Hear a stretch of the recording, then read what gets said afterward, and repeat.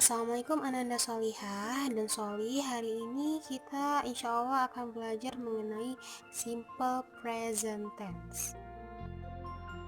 Nah, kakak-kakak dan abang-abang, simple present tense itu apa sih? Nah, jadi simple present tense itu merupakan tenses untuk menyatakan sesuatu atau sebuah fakta ataupun kebenaran umum. Misal, Indonesia memiliki banyak pulau. Nah, itu kan merupakan kebenaran umum. Maka kita menggunakan present tense ini. Kemudian kejadian yang berulang-ulang yang memang sering dan rutin kita lakukan. Misalnya kayak kakak-kakak dan abang-abang pergi ke sekolah. Nah, itu kan kejadian yang berulang-ulang.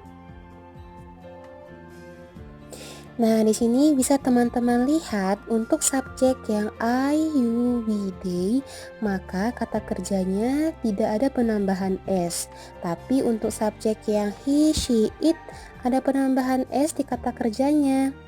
Jadi kalau kita mau bilang saya bangun cepat tiap pagi misalnya, maka kita bisa bilang I wake up early every day. Nah, jadi untuk keterangan waktunya boleh every day, every week, every time, every year, atau keterangan waktu lainnya yang menunjukkan seberapa rutin kalian melakukannya.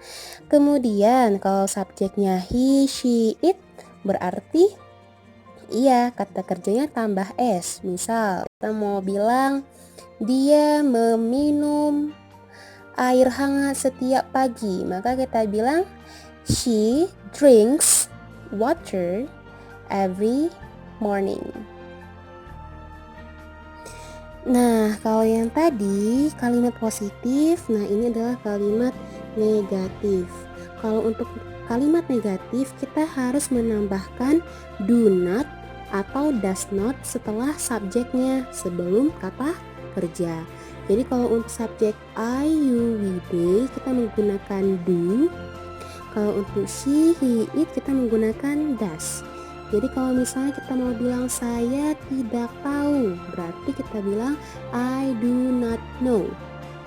Kalau kita mau bilang dia tidak pergi, berarti kita bisa bilang she does not go.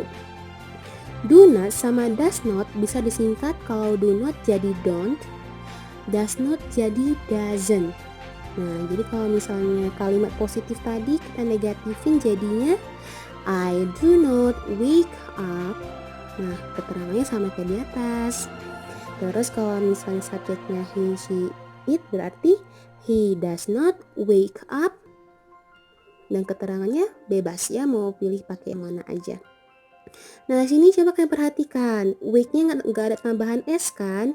Nah, untuk kalimat negatif dan interrogatif, kata kerjanya kembali ke kata kerja dasar tanpa penambahan s, baik untuk subjek I, you, we, they atau subjek he, she, it. Nah, untuk kalimat tanya atau interrogative sentence, susunannya udah berbeda. Kita taruh dulu do sama dasnya paling depan, baru setelahnya diikuti sama subjeknya, baru kata kerjanya, baru keterangan waktunya. Nah, kalau teman-teman dari tadi bingung, objek, komplement ini apa sih sebenarnya? Nah, objek ini objek. Kalau misalnya kata kerja kalian butuh objek, misalnya I eat cake, berarti cake sebagai objeknya. Karena dia bangun itu kan kata kerja yang nggak butuh objek, makanya ustazah nggak ada buat objek di sini. Komplement itu apa? Komplement itu artinya pelengkap. Pelengkap itu bisa berupa keterangan waktu, bisa keterangan tempat dan sebagainya ya. Oke, nah untuk kalimat tanya, nah dia pakai do does di awalnya. Kalau subjeknya itu I, you, we, they berarti di awalnya itu do. Kalau she, he, it di awalnya does. Sama kayak kalimat negatif tadi, wake-nya tidak ada penambahan s. Jadi yang menambahin s itu cuma ada di kalimat positif aja dan yang subjeknya he, she, it. Oke, nah mungkin itu penjelasan untuk simple present tense. Ustazah, kalau misalnya subjeknya itu misalnya bunga itu masuk ke mana? Nah, bunga itu kan benda mati itu termasuk ke it. Jadi tetap dia kata kerjanya menggunakan s. Contoh misalnya bunga itu tumbuh misalnya, berarti kita bilang the flower grows gitu. Nah, dia ini namanya subjek atau kata ganti subjek ya. Jadi kalau misalnya perempuan siapapun, mau Rina, Rini, Cindy, nah maka dia kata gantinya itu she. Kalau laki-laki misalnya Tommy, Budi, Rahmat misalnya, maka kata gantinya itu he, dan kita mengikuti peraturan yang ini gitu.